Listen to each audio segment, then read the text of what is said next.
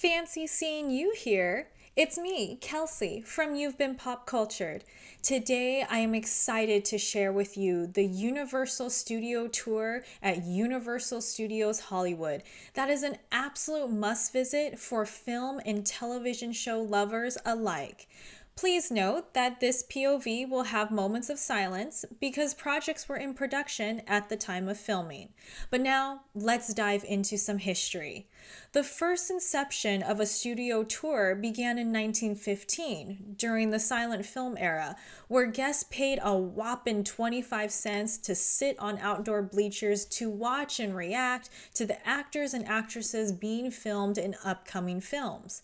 However, when the talkies were invented and presented with The Jazz Singer in October 1927, this opportunity disappeared along with silent films. Fast forward to the late 1950s, during Hollywood's challenging era, when a behind-the-scenes lens was reintroduced, but with bus companies. You know, the same ones that did the guided tours of Hollywood celebrity homes, and they were charged a small fee to give a scripted 90-minute tour to curious guests. However, it was not until 1964 that the first iteration of the Universal Studio Tour we know and love today opened, and has been evolving ever since as a beacon of dreams and symbol of storytelling of epic proportions. As they always say, Hitchcock would be proud. Some picture cars, like cars they're using for the production, parked out on the street as well. So we'll see what we see out there. You're allowed to take photos and videos of anything or anyone you see out there. We also have some filming happening in our sound stages. So I'm going to be keeping an eye out for wigwags. Those are little red siren lights that light up outside of the sound stages, and they tell you when the cameras are rolling. So if I spot one of those, I will also quickly have to get off the mic as we drive through our front lot. So it's a little jumpy. Don't worry, we're probably not having technical issues. It's probably just that there's some active filming going on because it's not a weekend. We are in the work week and we are a real working production studio. So there's a lot to see and do out there, and I have more people who have boarded the tram, so I want to do another call for those 3D glasses. Grab a pair of these bad boys, right? Yes? Okay, great. And I'm joined up here by Grant, your wonderful driver that's going to be getting us safely around the lot today. This tour could not happen without him because I'm singing backwards and I don't have a license. So I'm really just here to give you fun facts about film and television. And I'm not even doing that part alone because I do have a co-host.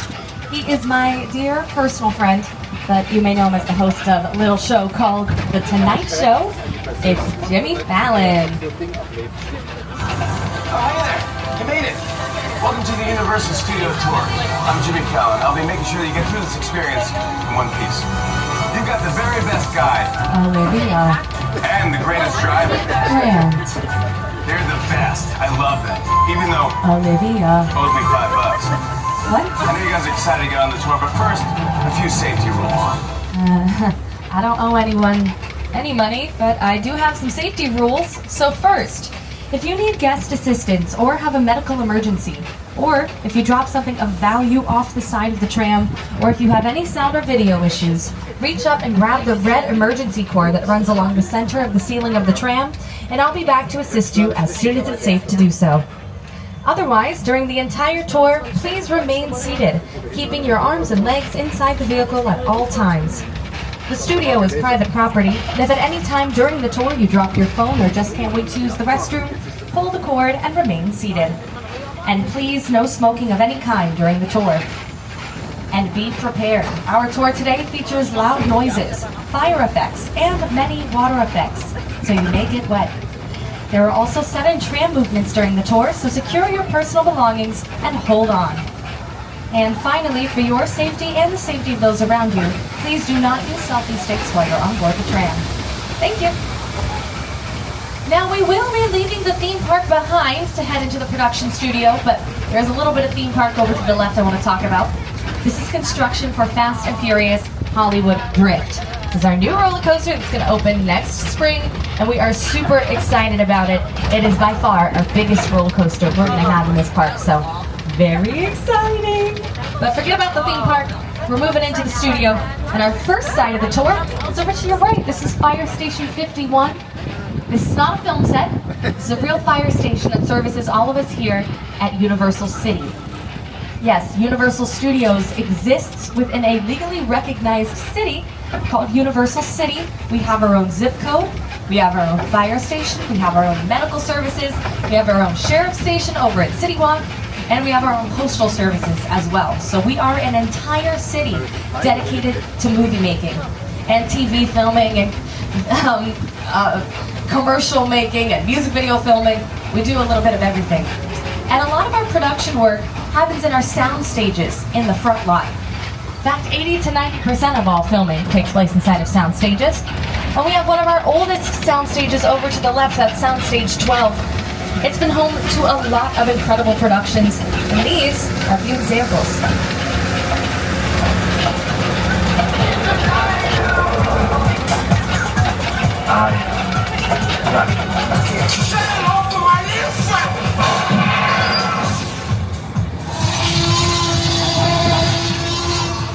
So all of these scenes, including ones where it looks like it's outdoors and at night, like this one, they were all set up and filmed inside Soundstage 12. If you look to your left, you can take a peek inside of one of our sound stages. You may notice that the walls of a soundstage are heavily padded. Now that makes the space about 98% soundproof, so it's almost entirely closed off from the outside world. And when you close off the outside world, you create a space where filmmakers get to build their own world for their productions. Sound stages 7 and 8, over to your left, are currently being prepped for the latest season of Bel Air, which is the dramatic reimagining of the 90s sitcom The Fresh Prince of Bel Air. Streams on our streaming platform Peacock. I believe they're getting ready to film season 4. All their previous seasons have filmed out here as well, so it's always fun to have them on the lot. You can see some of their wardrobe trailers getting set up over to the left as well. They should start production within a week. It's really exciting to have them out here. They also use Soundstage 14. That's typically where they construct the interior of the Bel Air mansion. You can actually see they have those doors wide open, so you can see they're building the sets in there. Now that soundstage has been used for a lot of great movies as well. It was used for the original Jurassic Park. Specifically the scene where the Brachiosaurus comes up to the kids, and it's one of the few peaceful encounters with dinosaurs in the entire movie. And they built an entire fake forest inside of that soundstage. So there's really no limit to what you can do inside of our sound stages. And that's why the majority of filming takes place in them. They are the ideal controlled environment for filming. Now we do have a lot of TV filming on the lot. Soundstage 16 over to your left has been used by the TV series Loot, which you can watch on Apple TV. It's a comedy series starring Maya Rudolph. They're filming season 3. They filmed their previous seasons out here on the lot as well. And these sound stages have actually historically been home to a lot of our classic sitcoms, a lot of comedy shows, including Martin and Coach and Hacks, which you can watch on HBO Max.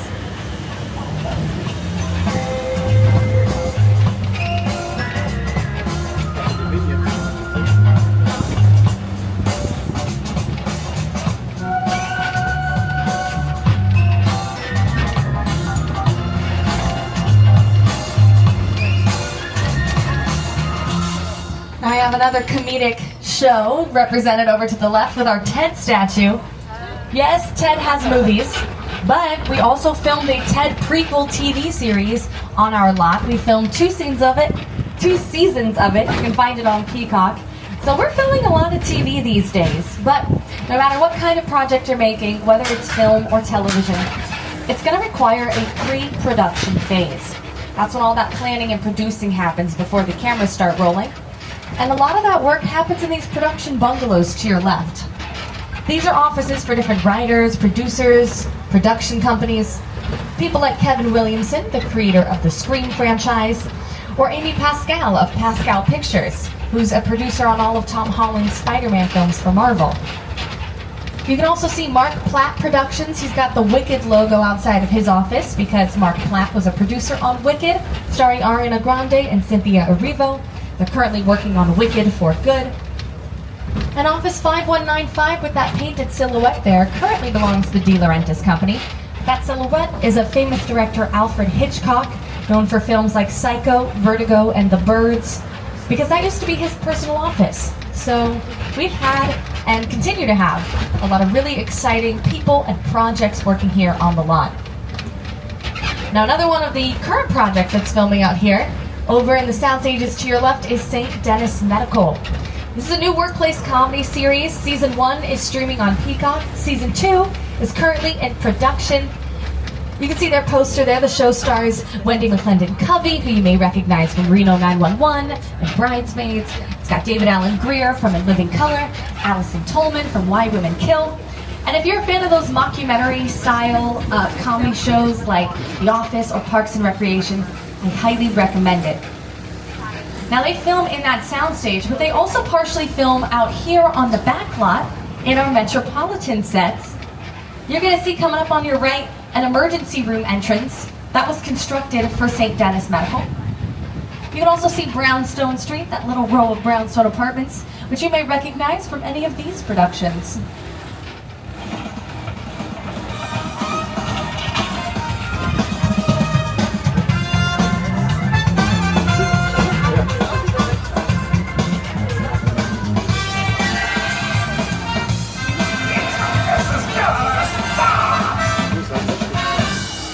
Now, you may have also noticed that Lion Estate sign from Back to the Future, and here we are in Hill Valley, California. This is actually called Courthouse Square, but it was used as Hill Valley in Back to the Future and Back to the Future Part 2. And as you can see, we've taken it back in time to the 1950s as part of our Universal Fan Fest Nights event. So plan to come back. Next weekend is our final weekend to celebrate the best of sci-fi, fantasy, gaming, and anime at the all-new Universal Fan Fest Nights. Experience your favorite franchises every event night, all in one place. To find out more and purchase tickets, visit universalstudioshollywood.com or scan the QR code on your screens. But as you can see, we have taken it back to Hill Valley times, but that's not the only project that's actually filmed in Courthouse Square. This area was used for To Kill a Mockingbird. That building was the courthouse in the film. This is also where they filmed the very first episode of The Twilight Zone, where a man awakens in a completely empty town. It's also used for Gremlins, a whole bunch of fun projects. But we are leaving the small town area to cross over through the big city as we pass over New York Street. Now, you'll notice that street looks way too empty to look like a real city. So when we're filming, we have to bring in a lot of actors, set pieces, cars, props, everything to bring these sets to life. So my wonderful co-host Jimmy has actually filmed an example for all of you to show you how we can do that. Hey everyone, welcome to New York! I got my start right here in New York on Saturday Night Live. This is actually my old neighborhood. Folks got mugged over there by an old woman. Tough lady. This is my favorite hot dog guy. Hey buddy, how's it going? Remember me? No. Just like old times. Gotta love New York City. Hey! I'm walking here! I'm walking here! Hey, it's cool guys. I was just walking there. So it's not exactly New York, but a lot of times when you see New York in the movies, it was shot right here on the Universal Metro sets. If you can make it here, you can make it anywhere. Even if you make it here on the Universal lot. New York Street has been used as all kinds of cities and time periods. It was the 1960s Baltimore for our filming of Hairspray Live. It was used as Chicago in the Blues Brothers. It was the 1940s Brooklyn in Captain America, the First Avenger. But we're leaving the concrete jungle to head up to the real jungle for King Kong 360 3D. So I'm passing it over to director Peter Jackson. It's the original King Kong that made me want to direct movies. I saw that movie on TV when I was about 8 or 9 years old, and I wanted to become a filmmaker. Action! I like films that just take you away from your real life and sweep you up on the edge. Kong literally does that. I mean, you're on board the ship, you're sailing to a lost island, you're encountering monsters and creatures from, prehistoric times. So I was thrilled when Universal invited me back to Skull Island, and it's great to have you along for the ride. All right, y'all, adventure awaits us, so please remain seated and hold on, and let's head into Skull Island.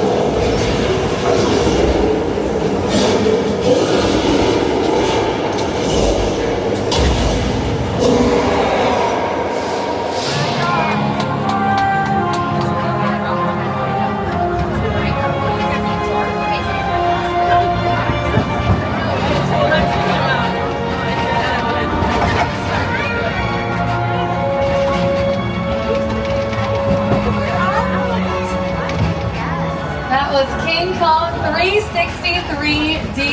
Such an amazing attraction created by the team at Weta FX. You just got to see their digital effects work projected onto two of the world's largest 3D screens, each over 40 feet tall and 180 feet long.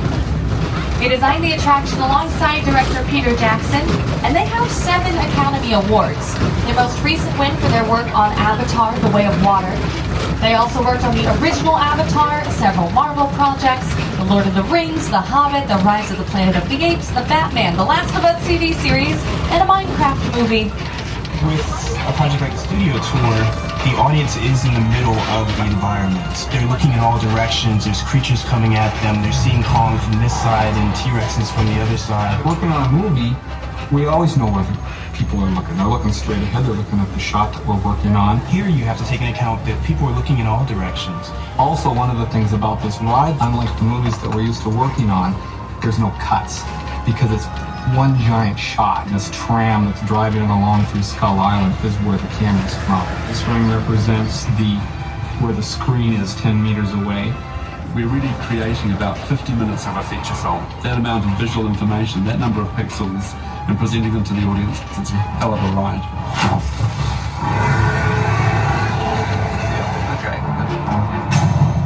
Now you could technically classify King Kong as one of our classic Universal monsters. And our monster movies from way back in the day, I'm talking the 1930s, really helped put our studio on the map. Films like Frankenstein, Dracula, The Bride of Frankenstein. You can see some of our classic monsters commemorated in this gorgeous mural over to your right, done by the artist Tristan Eaton, entirely free-handed with spray paint. Crazy. Now we're going to talk a little bit more about our history of monster movies in a minute, but first I want to point out a current production that's getting prepped to film over to the left, and that is The Voice. They're getting ready for their live shows, so it's getting very, very busy back here. We're going to see a lot of crew members. They also bring in buses of audience members when they're filming, so it's about to get real crazy back here. But next door, sound stages 32 and 33 are home to Happy's Place, starring Reba McEntire. So we have a lot of singers on the lot, technically. But I do also have a little message for you from the judges on The Voice. Oh, hey there, Studio Tour. I'm Kelsey Bel Air. And I'm John Legend. Did you know that the Universal Backlot is home to The Voice? It is, that's right. We take right here on stage 31. And don't miss our incredible new season every Monday and Tuesday on NBC. Yeah. Everyone's talking about the new voice coaches, even the new voice coaches. You see that gorgeous face of his? We missed you, man. Go on. I'm here to put these boys in their place. Adam's a big baby. So that's how it's gonna be. The voice. Monday and Tuesday on NBC and Peacock. Now, while I love talking about our current productions, like I said, we're going to go back to our history here as we head towards our Little Europe sets. These are the second oldest sets on our lot, and they were used for a lot of our classic monster movies, such as Frankenstein, Dracula, the Wolfman, the Mummy, the Invisible Man, the Son of Frankenstein, and more. Now, back then, these sets were very dark and gloomy. They were monster-ridden village streets. But as we drive in today, you'll notice they look quite different. They're very colorful and inviting now. That's because these sets have gotten redesigned many, many times. But one of the most recognizable redesigns was when we transformed Little Europe into the afterlife, or the good place, for our comedy series, The Good Place. You, Eleanor Shellstrom, are dead. Cool. This location, the afterlife, come on. I have never ever seen this. You're in the good place. I'm not supposed to be here. I can't risk going to the bad place. Maybe it's not all that bad. How can I help you? What is the bad place like? Well, it doesn't sound awesome.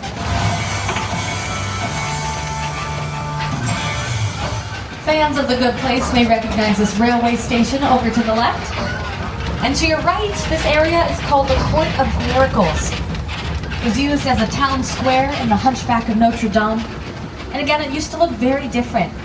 But these sets have been redesigned many, many times, as they were also used as the pirate town of Tortuga in Pirates of the Caribbean, The Curse of the Black Pearl, where they covered these streets with dirt, they had barrels of rum, pirates fighting in the street, really dirtied up the buildings. But then this was the beautiful, polished kingdom of Genovia for A Princess Diaries 2, A Royal Engagement, starring Anne Hathaway and Chris Pine.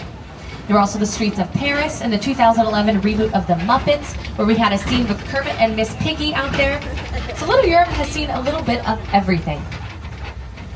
But we're going to leave the backlot for a moment to head inside one of our sound stages. We've designed a set in here that we can drive through, so you guys can see how we're able to transform our soundstage spaces. Now I have two heads up for you. One, our first quiet zone is going to start as we exit, so you're not going to hear from me for a second.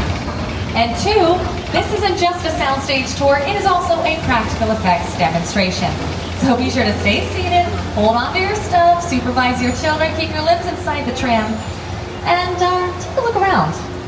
We made this space look like a San Francisco metro station. And, well, San Francisco is notorious for earthquakes.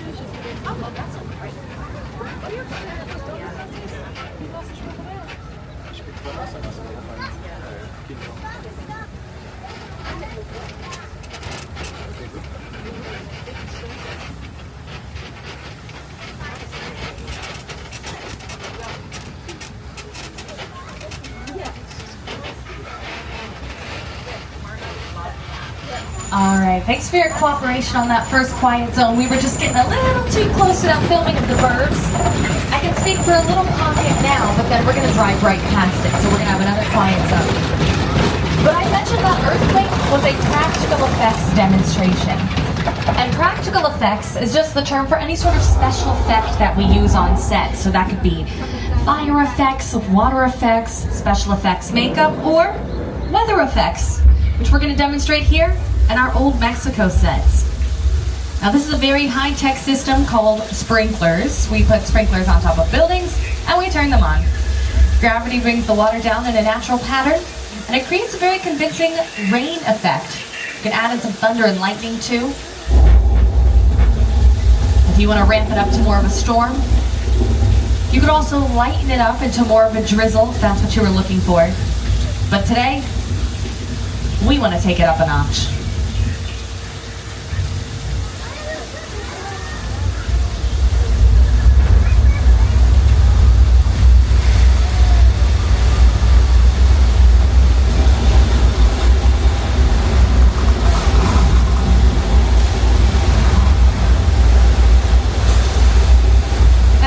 Our flash flood demonstration. That water is going to flow right back under the bridge to be recycled for the next demonstration. And you may have seen the flash flood in the movie Big Fat Liar.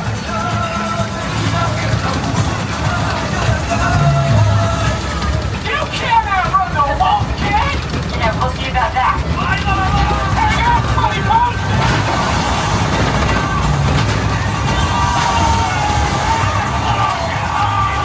This area of Old Mexico was used for Nacho Libre, starring Jack Black, Indiana Jones and the Kingdom of the Crystal Skull, starring Harrison Ford, and the HBO series Westworld. And speaking of the Old West, we're now moseying on down into our old Western sets. And these are the oldest sets on our backlot, dating all the way back to the silent film era in the early 1900s.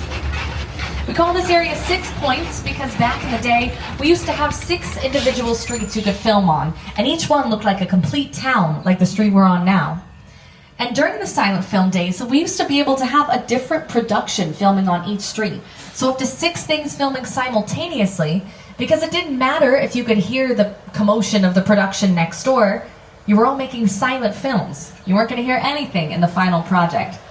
So in our first year of production here at Universal, we turned out over 200 Westerns.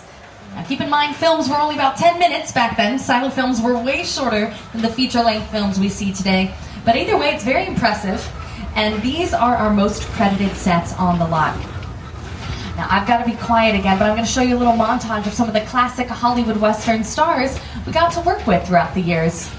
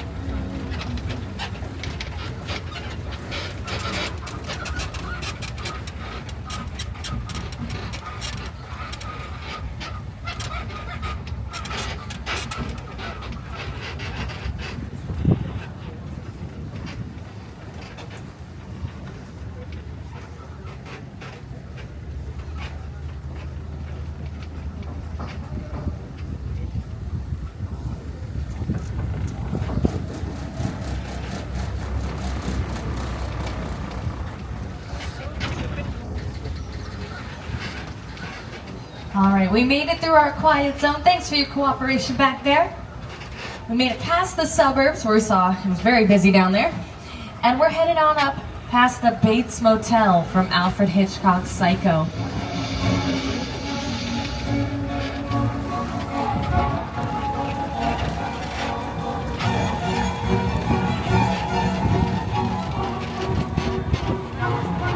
We all go a little mad sometimes.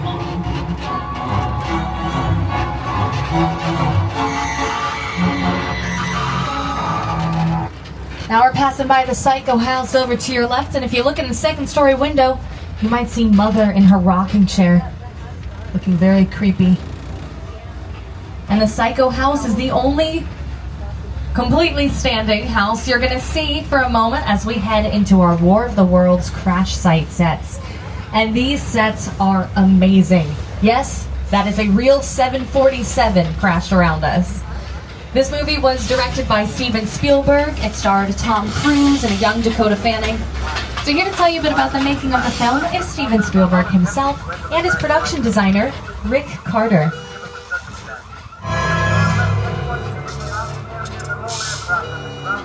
The airplane crash site set is a perfect example of a set that is all designed around a vision of Steven. When we first began to sit down and talk about the War of the World, I thought, what if the 747 goes down right in a big neighborhood? Because it's just something you don't see. You're doing good. You're doing good. Keep listening. Listen, I want you to close your eyes, okay? Now closed.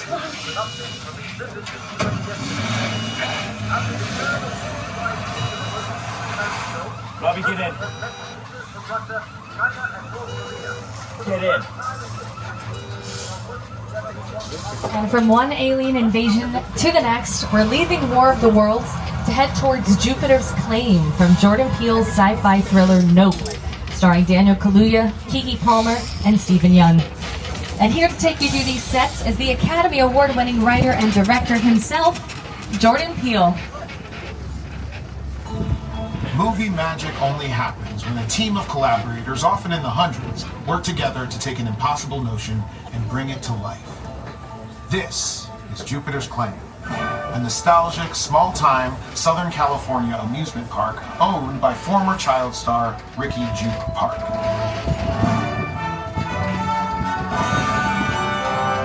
Over there, look into the winking well and have your picture taken just like the kids in that old 90s movie Kid Sheriff. That's what this whole place is loosely based on. Remember that one? No? But a little further down, you can see the brand new Star Lasser experience, built to showcase an unbelievable new live show. It's not looking so live anymore. Anyway, behind this Hollywood fantasy of a gold rush frontier town lies a sinister secret.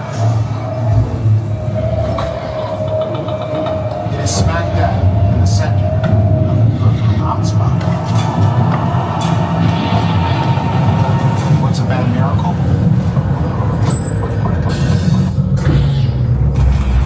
Welcome to into the world of no.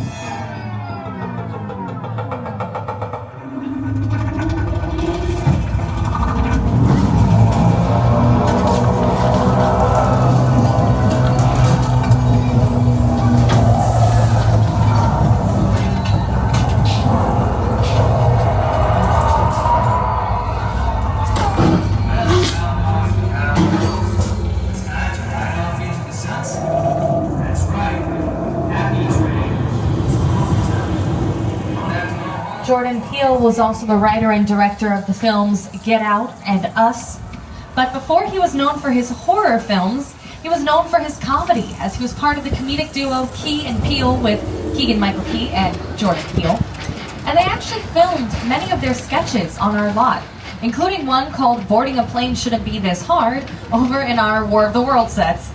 And I'm sure years ago when they filmed that, Jordan Peele had no idea that the sets from his own film would be added to the studio tour right across the street. So it's really cool to have his work here. That is one of our newest sets added to the studio tour. And it's also our last set to visit. We are heading back to the unload area. But on our way back, we get to drive past one more filming location. It's really exciting to look at over to the right. This is Falls Lake. And I know it doesn't look like a lake, it is a concrete pit. But if you spend 3 days filling it with water, that's how long it takes, you can create a lake and you can film on the water in front of that massive blue wall. And on top of the blue wall, you can digitally add in whatever background you'd like when you're editing. So I've got some filming examples for Falls Lake for you. But you'll notice that some of these earlier examples predate those digital effects capabilities. So instead of having a blue screen out there, we actually used to have to hand paint that entire wall. So the sky you see here for Jaws the Revenge, that's a painting. But once we had those digital effects capabilities, we could add in things like dinosaurs for Jurassic Park 3 or the Incredible Hulk himself. When we filmed part of Sully out there, we really did have a plane on the water, but the New Jersey skyline was entirely digital. And for this scene from Oh Brother, Where Art Thou, we digitally added in this cow. We did not strand a cow in the middle of Falls Lake. But that is a very versatile area that's been used for a lot of really cool productions. It was used by Beyonce for her Lemonade visual album. It was used by Harry Styles for his Falling music video. It was used for the movies Top Gun Maverick, The Hunger Games Catching Fire, and more. So I know it doesn't look like much when we drove past it today, but that's kind of the fun part of the studio tour, is that we get to peel away those layers of glitz and glamour that you see on the big screen and show you where our movies get made, give you a little behind-the-scenes look into how it happens as well. Now, if you're interested in purchasing any of the titles we talked about today on the tour, feel free to visit uphe.com. But I hope you enjoy the rest of your day in the park. Be sure to download the Universal Studios Hollywood app, where you can confirm that our park closes, I believe, at 7 p.m. tonight. Yes. You can also use the app to check wait times, show times for Waterworld, and take advantage of mobile food ordering. And with that, I hope you enjoy the rest of your day. Once again, I'm Olivia. I was your tour guide today. Grant was your wonderful driver. And as they say in Hollywood, that's a wrap. Bye.